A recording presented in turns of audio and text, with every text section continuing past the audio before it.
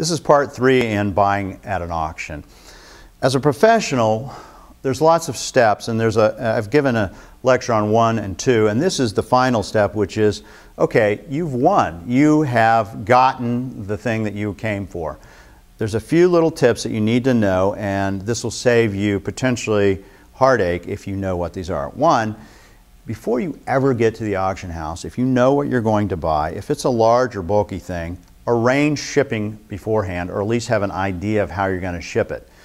If you're there, you buy it, and now you're probably going to take off somewhere and go back home, you're stuck with this piece. The auction house will charge you money to store it. They'll give you a little time, but if you don't get it out of their storage area, you're going to start getting a storage fee. So what you have to do is you have to have something set up where you can get it shipped. Now, generally auction houses do not do shipping. They have different people they use. Often they're very good, but they're also can be expensive. So you should shop around and know kind of what your rates are going to be. What I do, quite frankly, is I do it myself. I find out where the FedEx area is, which is what I like to use. I find out where I can get packing. I don't have to bring it all with me, but I'm ready to go whenever I get it. I'll pack it myself. I have my FedEx slip. I slap it on. I give it to the hotel people, and they send it on. This is a great way to do it, and it'll save you a lot of money by doing this.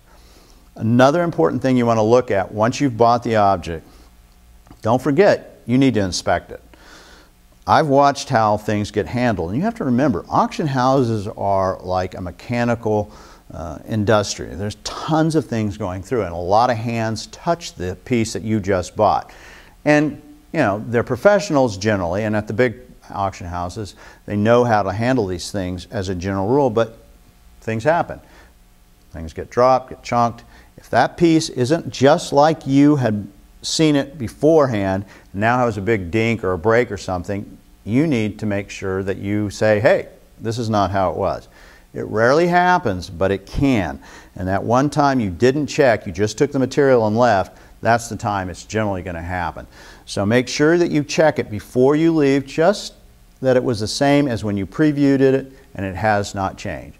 Other thing you want to do is just make sure you check your bill, that you got the right bid. They tape these things, so if there's a discrepancy and you go, no, they took my bid at $1,000 and I bought it at $1,000, well, it's on tape somewhere, and you need to check these. So that means when you're doing the auction and you're writing down the bids of what you paid, you make sure you put what you paid, circle it so you can come back and check it against the bill. These are small tips, but they can save you a lot of money and problems if you know about it beforehand. I hope this has helped, and have fun at the next auction you go to.